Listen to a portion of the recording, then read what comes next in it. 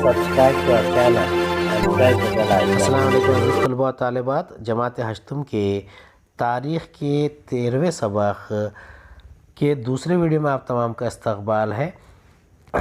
آپ کو ہمارا ویڈیو پسند آئے تو اسے لائک کیجئے، شیئر کیجئے، ہمارے چینل کو سبسکرائب کیجئے، اس ویڈیو کو آخر تک دیکھیے۔ چلیے شروعات کرتے ہیں۔ سبق نمبر 13، جنگ آزادی کا اختتام، fulfilment of struggle for independence. چلیے شروعات کرتے ہیں مسئلہ کشمیر سے۔ ریاست کشمیر کے راجہ ہری سنگھ نے آزاد رہنے کا فیصلہ کیا تھا۔ پاکستان کا ارادہ کشمیر کو اپنے ساتھ شامل کرنے کا تھا، جس کے لیے پاکستان ہری سنگھ پر دباؤ ڈالنے لگا۔ اکتوبر 1947 میں پاکستان کی ایما پر مسلح در اندازوں نے کشمیر پر حملہ کر دیا۔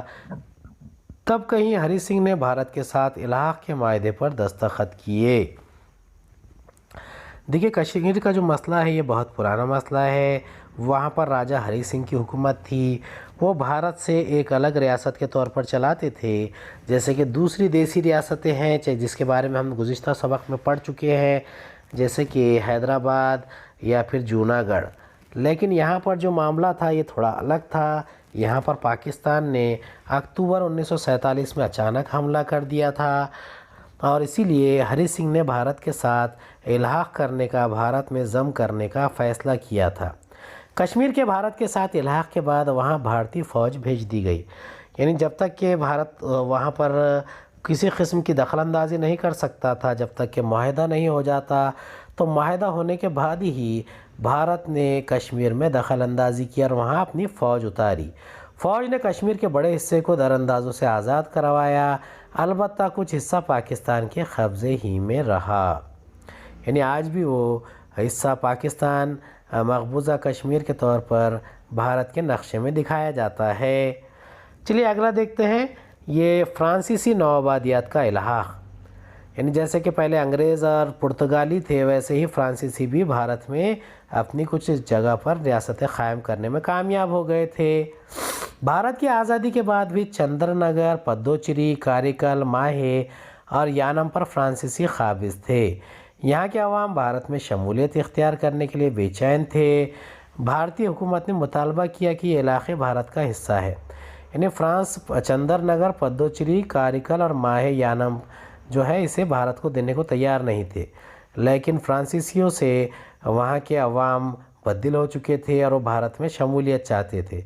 تو بھارتی حکومت نے مطالبہ کیا کہ ان علاقوں کو بھارت کا حصہ بنایا جائے، انہیں آزاد کر دیا جائے، تو بھارت کے حوالے کر دیا جائے۔ تو فرانس نے 1949 میں چندر نگر میں استصواب رائے کروایا، جس میں عوام نے بھارت کے حق میں فیصلہ دیا، یعنی وہاں پر ووٹنگ ہوئی تھی، اور اسی لحاظ سے 1949 میں چندر نگر بھارت کا حصہ بن گیا، لہذا چندر نگر کو بھارت کے حوالے کر دیا گیا۔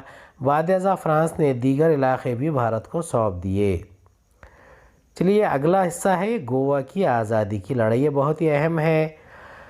گوا پر پرتگال، جیسے پہلے فرانس کا پڑھے ہم نے، ویسا ہی پرتگالیوں کی حکومت گوا پر تھی۔ پرتگال نے اپنے قبضے والے بھارتی علاقے بھارت کے حوالے کرنے سے انکار کر دیا۔ اس علاقے کو حاصل کرنے کے لیے بھارتیوں کو جدوجہد کرنا پڑی۔ اب یہ بھارتیوں کی ایک بڑی جماعت جو گوا میں رہتی تھی، وہاں کے مقامی لوگ تھے جو پرتگالیوں کے خلاف جدوجہد کر رہے تھے۔ اس لڑائی میں ڈاکٹر ٹی بی کنہا سر فہرست تھے، یعنی وہاں پر کون تھے؟ ڈاکٹر ٹی بی کنہا، وہ اس کی قیادت کر رہے تھے تحریک کی۔ انہوں نے پرتگالی حکومت کے خلاف عوامی بیداری پیدا کی۔ اس مقصد کے تحت انہوں نے گوا کانگریس کمیٹی قائم کی۔ 1945 عیسوی میں ڈاکٹر کنہا نے ممبئی میں گوا یوتھ لیگ قائم کی۔ 1946 میں انہوں نے گوا جا کر تقریر کرنے پر پابندی کا قانون توڑا اور انہیں 8 برس قید کی سزا سنائی گئی۔ یعنی ڈاکٹر ٹی بی کنہا جو ہے وہاں پر گوا میں کسی بھی وہاں کے باشندے کو تقریر کرنے کی آزادی نہیں تھی، لیکن چونکہ ڈاکٹر ٹی بی کنہا نے قانون توڑا تھا، اس لیے انہیں گرفتار کر لیا گیا اور 8 برس قید کی سزا دی گئی۔ 1946 عیسوی میں ہی ڈاکٹر رام منوہر لوہیا نے گوا کی آزادی کے لیے ستیہ گرہ شروع کیا۔ انہوں نے پابندی کے قانون کو توڑتے ہوئے مڈگاؤں میں تقریر کی، جس کی وجہ سے پرتگالی حکومت نے انہیں شہر بدر کر دیا۔ اب دیکھیے ڈاکٹر رام منوہر لوہیا یہ دوسرے ایک مجاہد آزادی تھے جنہوں نے گوا کے لیے ایک جدوجہد کی تھی۔ اسی دوران گجرات کے دادرا اور نگر حویلی کی پرتگالی نوآبادیوں کی آزادی کے لیے آزاد گومنتک پارٹی قائم کی گئی۔ یہ گومنتک پارٹی گوا کی ہی پارٹی ہے جو گوا کے یہ پرتگالیوں کے زیر اثر تھے، یعنی گوا، دمن، دیو، دادرا اور نگر حویلی یہ سب گوا کے پرتگالیوں کے زیر اقتدار علاقے تھے۔ 2 اگست 1954 کو اس پارٹی کے جوانوں نے مسلح حملہ کر کے دادرا اور نگر حویلیوں کو پرتگالیوں سے آزاد کر دیا۔ اس حملے میں وشوناتھ لوندے، راجا بھاؤ واکنکر، سدھیر بھڑکے اور نانا صاحب کاجریکر وغیرہ شامل تھے۔ یعنی گوا کے کچھ نوجوانوں نے وہاں پر حملہ کر کے دادرا اور نگر حویلی کو آزاد کر لیا تھا اور وہ بھارت میں اس کا الحاق چاہتے تھے، یعنی بھارت میں سے شامل کرنا چاہتے تھے۔ 1954 عیسوی میں گوا مکتی سمیتی قائم کی گئی۔ اس کمیٹی نے مہاراشٹر سے ستیہ گرہیوں کی کئی ٹکڑیاں گوا بھیجی، جن میں این جی گورے، سیناپتی باپٹ، پیٹر الویرس، مہادیو شاستری جوشی اور ان کی اہلیہ سدھا تائی جوشی شامل تھی۔ یعنی 1954 میں گوا مکتی سمیتی قائم کی گئی اور مہاراشٹر کی کئی سارے ستیہ گرہیوں کی ٹکڑیاں وہاں سے بھیجی گئی تھی، جس میں این جی گورے، سیناپتی باپٹ، پیٹر الویرس اور مہادیو شاستری جوشی ان کی اہلیہ شامل تھی۔ یعنی گوا جو ہے مہاراشٹر سے منسلک علاقہ ہے، قریب ہے کوکن میں، اسی لیے مہاراشٹر کے بہت زیادہ اثرات وہاں پائے جاتے ہیں۔ موہن راناڈے گوا مکتی تحریک کے سرگرم رہنما تھے۔ پرتگالی حکومت نے ستیہ گرہیوں پر بے حد ظلم کیا، جس کے بعد بھارت میں اس کے خلاف عوامی غصہ تیز ہو گیا۔ اب دیکھیے گوا مکتی تحریک کس نے قائم کی تھی؟ موہن راناڈے نے۔ اور پرتگالی بالکل نہیں چاہتے تھے کہ کسی بھی قسم سے گوا میں کوئی تحریک چلے، اس لیے انہوں نے ستیہ گرہوں پر ظلم کرنا شروع کر دیا اور عوام جو بھارت کے عوام تھے وہ آگ بگولا ہو گئے، بہت غصہ ہونے لگے۔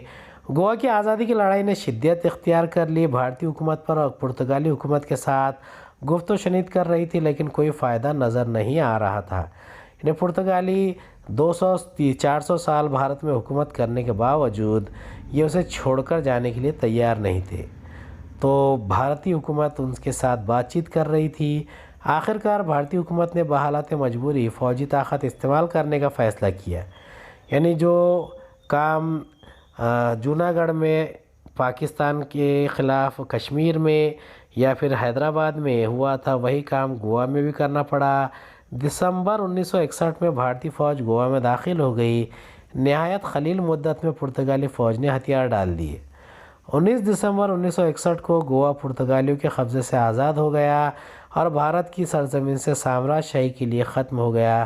صحیح معنوں میں بھارت کی آزادی کی لڑائی اختتام پذیر ہوئی، یعنی آخری جو مرحلہ تھا وہ گوا کا بھارت میں انضمام تھا۔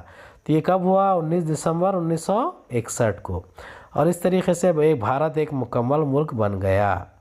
امید ہے آپ کو ہمارا ویڈیو پسند آیا ہوگا۔ اگلے ویڈیو میں دوبارہ ملاقات ہوگی۔